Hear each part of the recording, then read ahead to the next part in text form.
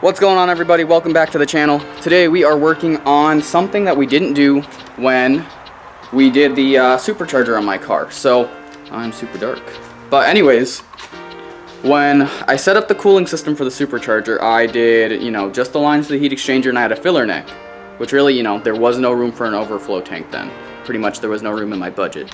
But car got dynoed, got tuned, whatever, and we went up to Metro, and when I got back, my pump was screaming. I was like, oh gosh, what is that?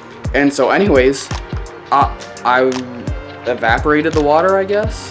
It was low. It was really low, and I still haven't gotten it to fill back up all the way for some reason. So I started the car.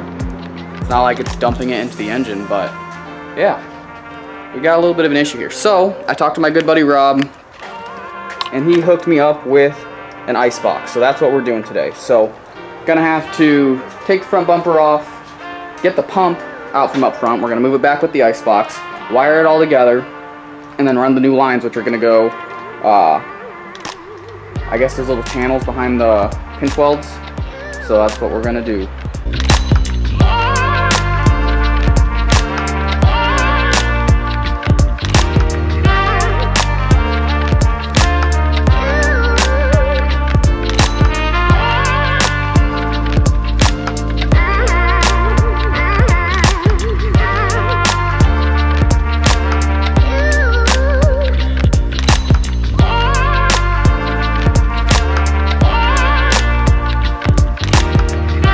Alright guys, so CJ dropped by. He's here to hang out while I do this. But we got everything taken apart. So I got the icebox up here. We're gonna put the 90-degree in and start fitting it up together. I took literally everything apart.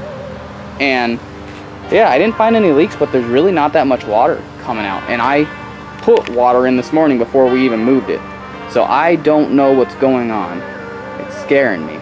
Because everyone's like, you need a reinforced brick if you're gonna, run an LSA. And I was like, no, OEM, they run normal OEM brick. I'm running OEM pulley and all that crap. I'll just run the OEM brick.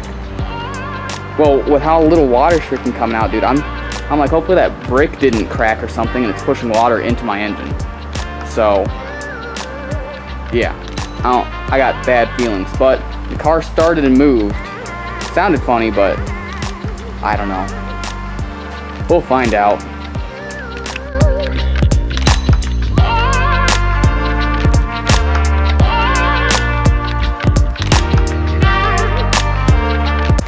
Alright, so kind of in the garage. So I didn't get footage for you guys of us soldering up the wiring for the power line to the back because it's raining. I don't know if it shows up, but yeah. So it's like sprinkling, but it's enough that it's still soaking everything. So we just whipped it out, got the wire soldered together, and then pulled it through.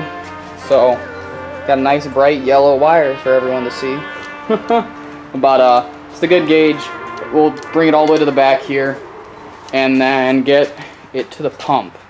So when I went to the parts store, they don't have enough hose for us, or tubing. So I don't know, we'll start scouting around other places. Well, this might just have to wait for another day, because I need about 40 feet. I took a tape measure, I brought it from the front all the way to the back. That was like 20 feet and some change. I don't think that's going to be, more than we need, but I don't want to go buy 20 feet of hose and it be 21 foot. That's just an example, because that's going to be expensive to replace. But yeah, we're just going to get done what we can get done. Kind of mocked up a little idea of what we're doing. Supercharger, heat exchanger, icebox. But yeah, I don't know, honestly. I thought I could do this, and we're going to do it, but we're learning as we go. Alright, so jumping ahead, as you can see, I now have hose. I got this off Amazon. It was like 40 bucks for 50 feet, so that's more than enough.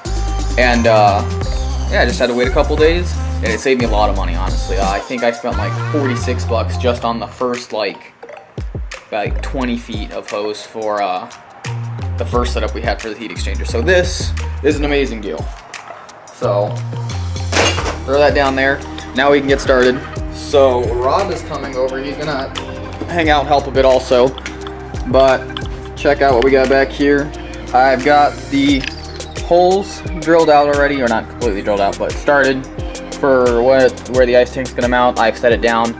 Had a paint pen somewhere and just dotted it through, and then took like the sanding bit from my Dremel and just went through just to get it started. But yeah. So power wires up front, gotta do the ground still, and then it's literally just plumbing the hose along the car. So should also be a quick wrap up, have it ready back for the school week. So, because you know, gotta stay in school, kids. Gotta get that bread. But yeah, we'll see.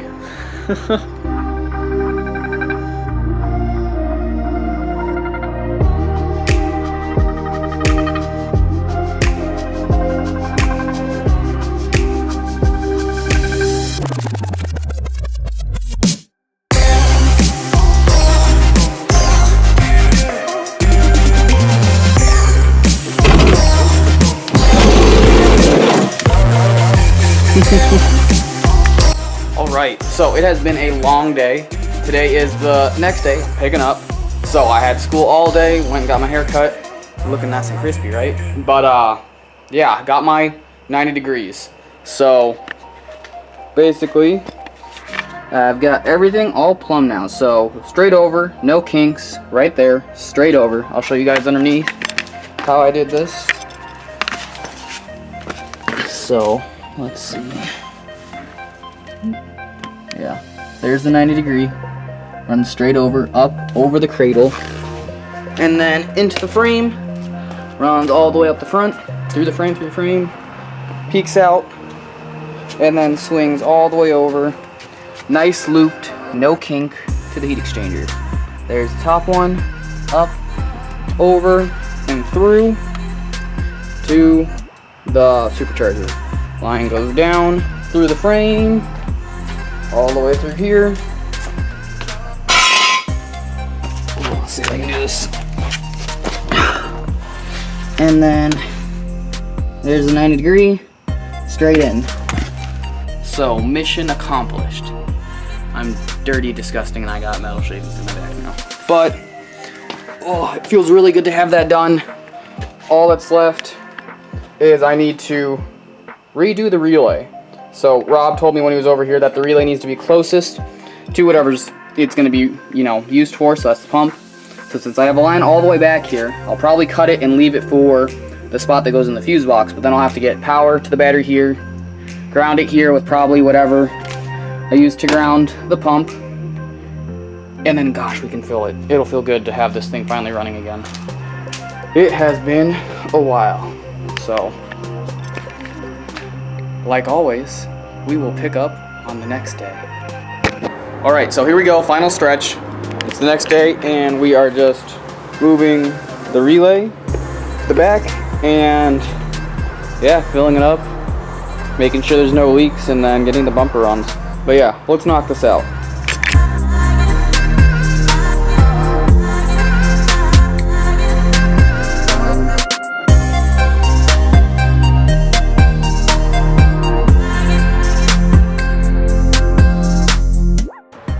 Alright, so I think I am done wiring up the stinking relay. Somehow, I lost my big tape of electrical tape somewhere. Like, I've only been in this spot right behind the car, and I cannot find it. I know it's black, but I had my headlamp on. It's probably why my hair's crazy, and I cannot find it in here. But we have power to it, ground there, relay grounded, power to the relay, and then the fuse all the way up front. So that took for freaking ever, but you know, I've never done crap like this, so it's gonna take me a second to solder, because I'm rough with that, and then yeah, figure out all the wiring crap that I'm doing. Dude, I want to find my tape. All right, so mission complete. Got everything kind of cleaned up back here, not super clean, but I filled it up with a whole bunch of these. Then turned it on. I only needed 2 more of those and we're good. So it's full, it's running. I let it run for a little bit. There is no leaks. So now I can put the bumper back on, and I actually got to go pick up my little sister from school. So there we go. So yeah, no leaks. I had to make sure I tightened down the drain over there, but yeah, I am super happy. So let's get the bumper on. And finished. Alright, so as you can see, it is the end of the day now. So I went and picked up my sister and tragedy struck. I did not hook up, like, there's like a main wire coming off the fuse box. I completely forgot to screw that back down, so the car stopped right at the end of my street. On our way back though. So we were real close to home. I had my sister, everything. But yeah, when the G8 loses power, you know, if the doors are locked, the locks don't work anymore, the windows are up, we would have been screwed. Like nothing worked. Like the hazards didn't even work. Like it was completely off. And the key was stuck in, I couldn't put it in neutral, nothing. So thank goodness the windows are down, because, you know, no AC life, race car gang. I was able to climb in and out of the window, but if not, dude, we would have been trapped in there and cooking. I lowered the back seat hatch or whatever, and could not for the life of me find the emergency latch thing to pop the trunk. And yeah, my phone's junk and couldn't get signal, so thanks Sprint. But yeah, everything worked out. I opened the hood, ran home. I was really right down the street. Came here, got my, I think it was a 13 mil. Screwed it on, I heard everything click back on, it was good. But the pump stopped working again. So we burnt through the fuse thing that was making it work. So I had Rob come back over because I couldn't figure anything out, dude. I was like checking all the wires, redoing stuff. I tried to use a voltmeter. Dude, I don't know how to use that crap. So he came over and helped again. Got everything figured out. God. But here's the update. So everything works now. But the way we get the pump to turn on now, there we go, is we connect that wire to this contraption. So that is just for me to get the car running right now, though. We're not going to keep it like that at all. But yeah, I'll run to the parts store hopefully after school tomorrow and grab a toggle switch and then an inline fuse, because now we no longer have a fuse for it since the one burnt up front. We're just piggybacking off of something. So yeah, there's the update. I think I can officially finish this video now though, because everything's figured out, everything's working. We did a couple 55 to 130 pulls. Intake temps never went over 120. Cooled down to like 94, 96. Like as soon as we got off the pedal, so it's good when things come together. Thanks for watching. Hope you enjoy. Don't forget to like and subscribe. And I'll catch you guys on the next one.